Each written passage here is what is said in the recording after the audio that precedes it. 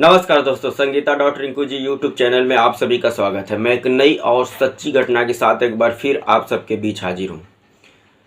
कहने को तो सरकार द्वारा तमाम योजनाएं बच्चियों के लिए, महिलाओं के लिए चलाई जा रही हैं। उनकी सुरक्षा की बड़े बड़े दावे किए जाते हैं, लेकिन देश का कोई भी प्रदेश हो, वहाँ पर हकीकत ये है कि हमारी बेटियाँ, हमारी बहन, हमारी महिलाएँ वह सुरक्षित नहीं हैं।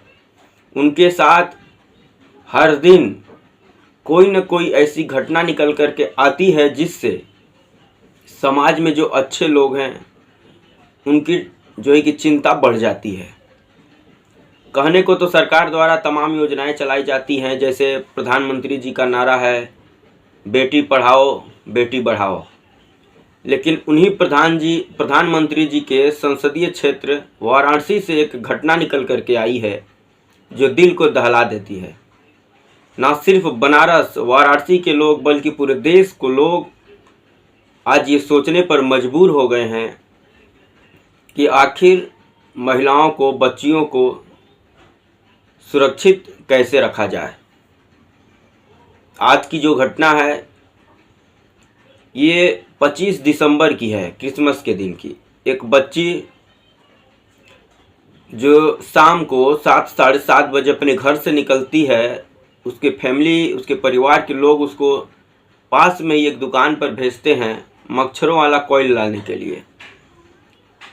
वह बच्ची अपने घर से निकलती है और कुछ ही दूरी पर दुकान था, लेकिन वह दुकान पर नहीं पहुंचती है। और ना सिर्फ वह दुकान पर नहीं पहुंचती है बल्कि वो अपने घर भी वापस नहीं पहुंचती है। इस बीच उस बच्ची के साथ कुछ ऐसा काम हो जाता है, कुछ ऐसी घटना घट जाती है कि जो आज पूरे देश में चर्चा का विषय बना हुआ है। जब बच्ची घर नहीं पहुंचती है तो कुछ देर इंतज़ार करने के बाद उसके माता पिता, उसके परिवार के लोग ढूंढते ढूंढते रात को उस दुकान पर पहुंचते हैं और पूछते हैं कि क्या मेरी बच्ची आई थी। तब दुकानदार बोलता है कि आपकी बच्ची तो यहाँ पर नहीं आई थी। और जैसे ही दुकानदार के मुंह से यह शब्द निकलता है, घर वाले और घबरा जाते हैं। अब चारों तरफ खोजबीन शुरू हो जाती है, लेकिन कहीं पर कुछ बच्ची का पता नहीं चलता है। रात भर ढूंढते हैं परिवार वाले, लेकिन बच्ची का कुछ भी पता नहीं चलता है। अब घर वाले आनन फानन में पुलिस स्टेशन जाते हैं और गुमशुदगी की रिपोर्ट दर्ज करा देते हैं। और ये कहानी है, ये घटना है वाराणसी के रामनगर थाना क्षेत्र के अंतर्गत एक इलाका है सूजाबाद, उसी सूजाबाद की।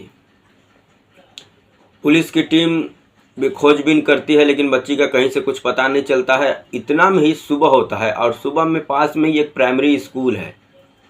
वहाँ पर कुछ लोग जाते हैं और उनको दिखता है कि बोरी में किसी बच्ची की लाश पड़ी हुई है।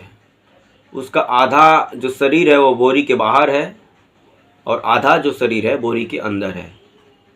अब जैसे ही वो लोग देखते हैं, पुलिस को सूचना दी जाती है, पुलिस मौके पर पहुंचती है।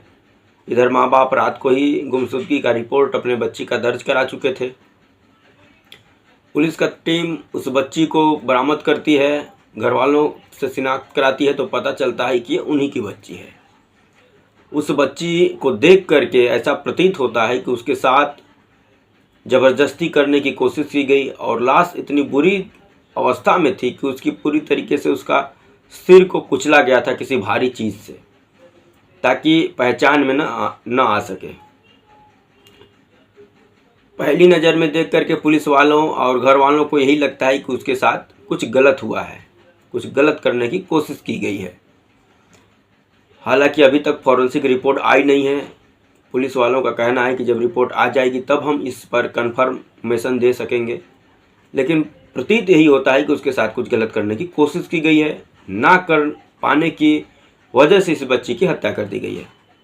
अब पुलिस की टीम छानबीन करती है, आसपास लगे सीसीटीवी कैमरे को खंगालना शुरू करती है, तो उसमें दिखाई देता है कि बच्ची अपने घर से रात को 7-7:15 बजे घर से निकल रही है और जा रही है। इसी दौरान उसी सीसीटीवी कैमरे में उस बच्ची के साथ एक उसी का पड़ोसी जिसका नाम इरशाद है वह नज़र आता है और उसमें साफ साफ ये देखा जा रहा है कि इरशाद उस बच्ची को अपने घर में लेकर जा रहा है बहला फुसला करके। और कुछ ही देर के बाद उसके हाथ में एक बड़ा से बोरी सफ़ेद कलर की और उसमें कुछ भारी चीज़ नज़र आ रही है, वो लेकर के इरशाद बाहर निकल रहा है। अब जैसे ही पुलिस की टीम को ये सीसीटीवी फुटेज में नज़र आता है ये पूरा दृश्य, इरशाद को पुलिस की टीम अरेस्ट करने के लिए उसके घर पहुंचती है। जब घर पहुंचती है तो इरशाद पुलिस वालों के साथ बदसलूकी करता है, भागने की कोशिश करता है, इनके ऊपर हमला कर देता है, जिसके जवाब में पुलिस की टीम गोली चलाती है और उसके पैर में गोली लग जाती है। उसको हॉस्पिटल में भर्ती कराया गया है। उससे पूछताछ जब की गई तो वह ये स्वीकार कर लेता है कि हाँ, बच्ची के साथ मैंने गलत करने की कोशिश की। बच्ची ने चीखी, चिल्लाना शुरू कर दी, मैं डर गया और उसको मैं वापस भी अब घर नहीं भेज सकता था, नहीं छोड़ सकता था, क्योंकि बच्ची हमको पहचानती थी। वह जा कर के अपने माँ बाप से बताती, उसके माँ बाप हमसे झगड़ा करते या पुलिस में कंप्लेन करते। इस वजह से मैं डर के वजह से उस बच्ची की हत्या कर दी, बस बचने के लिए। तो इरशाद ने अपनी जो जुर्म है वह पुलिस के सामने कबूल कर लिया है। तो दोस्तों, आप सोच सकते हैं कि इरशाद जो कि उसी बच्ची का पड़ोसी था, कभी वह उसको चाचा बोलती होगी, कभी भैया बोलती होगी, उसी के साथ घुलती होगी, मिलती होगी, खेलती होगी, लेकिन वही इरशाद उस बच्ची को मौत के घाट उतार देता है। तो दोस्तों, यही रही आज की सच्ची घटना कि किस प्रकार से हमारे समाज में दरिंदे घूम रहे हैं। आप कहीं पर भी बच्चियों को, बेटियों को, महिलाओं को सुरक्षित नहीं मान सकते हैं।